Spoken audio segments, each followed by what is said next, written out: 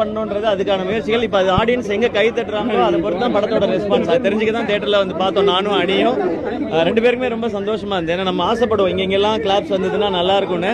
அது நடக்கும்போது ஒரு எக்ஸ்ட்ரா மகிழ்ச்சி. ஏன்னா எனக்கு ஒரு சாலிட் ஆக்ஷன் ஃபிலிம் தான் பண்றேன். அண்ட் உங்க எல்லாருக்கும் தேங்க்யூ. வந்த எல்லாருக்கும் தேங்க்யூ. தியேட்டர்ல பாருங்க, உங்களுக்கு டெஃபினட்டா பிடிக்கும். தேங்க்யூ எல்லாருக்கும்.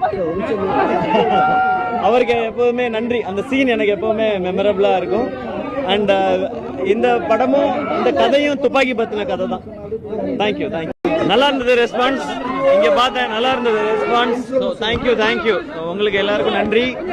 தியேட்டர்ல வந்து பாருங்க, உங்களுக்கு பிடிக்கும். ஏன்னா இந்த படத்தோட ரெஸ்பான்ஸ் எப்படி இருந்ததுன்னு நான் சொல்றதை விட நீங்க தியேட்டர்ல பாத்தீங்கன்னா உங்களுக்கு தெரியும்னு நினைக்கிறேன்.